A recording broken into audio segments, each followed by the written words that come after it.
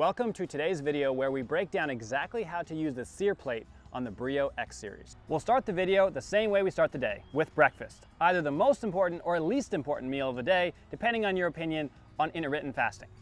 We got waffles, hash browns, some giant portobello mushrooms, and of course, bacon. And I'll be showing you how to cook all of these on the Breeo Sear Plate. We recommend cooking eggs in a pan on the Sear Plate rather than directly on the Sear Plate itself, as they have a tendency to slide into the fire. So for cooking breakfast, you want a fairly low fire. You want your fire to have burned down to a nice bed of red coals. And the reason for that is, especially with bacon, you tend to get a lot of flare-ups. There's a lot of grease, and so if you have too much grease running into the fire, it can create flare-ups where the flames actually come out onto the Sear Plate and get on your bacon. So you want to be a little careful with that. Make sure your fire has burned down to a nice stable place before you start breakfast. We'll start with our waffle here. The first step is to add a little bit of butter to the Sear Plate and then just place the waffle in place, give it a little bit of a half turn, and then you'll leave it there. One thing to note is that the inside of the Sear Plate is hotter than the outside, so you'll want to give the waffle about a half turn partway through cooking. After about 1 to 2 minutes, just flip your waffle over and finish on the other side. Next, we got a couple beautiful little hash browns here. So same as before, add a little butter to the Sear Plate, place the hash browns down on the Sear Plate, and give them just a little bit of a push to make sure that the butter is underneath the hash browns. Give those hash browns about a half turn partway through cooking, the same as the waffles. After 2 or 3 minutes, it's time to flip the hash browns.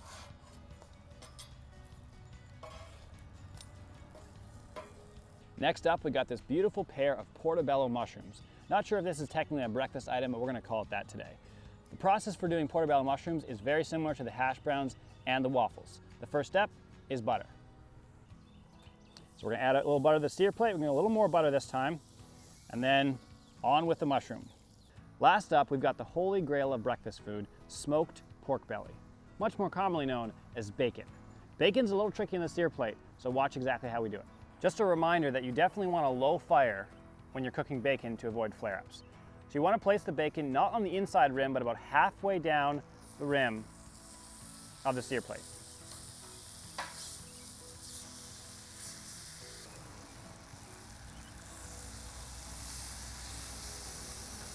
It's time to flip our bacon.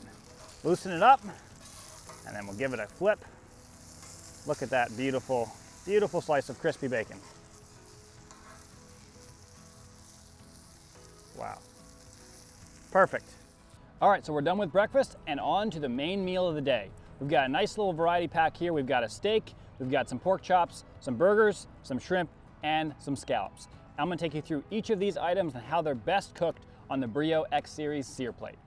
You can see my fire is quite a bit hotter than it was for breakfast. That's because I want the Sear Plate to have more heat when I'm doing scallops, steaks, and pork chops. So for a steak that's this fatty, you actually don't need anything on the surface of the Sear Plate, because as the steak cooks, the fat will render down and will provide plenty of lubrication for the steak. Partway through cooking, you're going to want to spin your steak 180 degrees on the Sear Plate. All right, give your tongs an experimental few clicks to make sure that they're working, and then flip this beautiful steak. And look at that sear.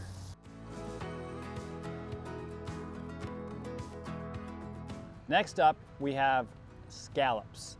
These are a food item that is possibly the very best at showcasing the abilities of the X-series Sear Plate.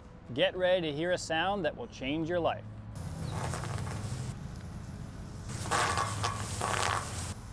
You want scallops right on the inside of the Sear Plate because you want the most heat possible to give you a great sear on each side of the scallop.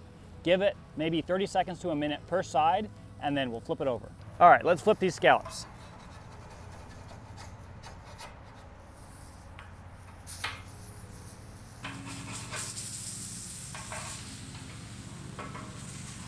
Burgers are simple on the Sear Plate because the fat in the burger will render out and keep it from sticking. One thing to note is, because of that fat, you want to make sure your fire is down fairly low, because if your fire is hot, you'll get a lot of flare-ups.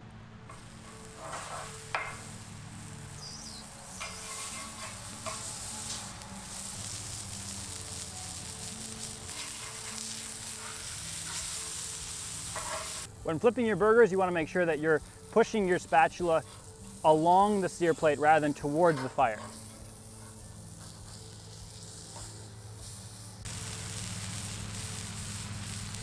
For our shrimp, we're gonna use a cast iron skillet. And a skillet is a great way to use the sear plate for things that might fall into the fire or be runny or messy, things like that. Just drop your skillet right on the rim of the sear plate and let it heat up, and it'll transfer the heat through the skillet. Obviously the bottom side will be hotter. You can also use, as you can see here, a much hotter fire when using a cast iron skillet than when you're cooking directly on the sear plate. First step is always butter.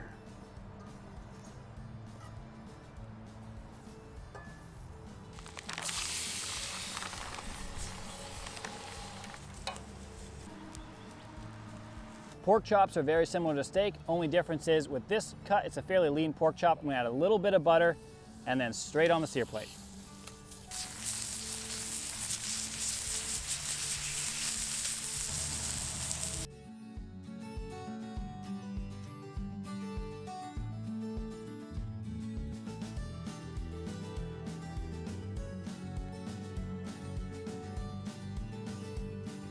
There you have it, folks. What you can cook on the Breeo X-series sear plate. We got some pork chops, some burgers, some scallops, some steak, and some shrimp, and we finished breakfast earlier this morning. Thanks for tuning in, and get yourself a Breeo X-series.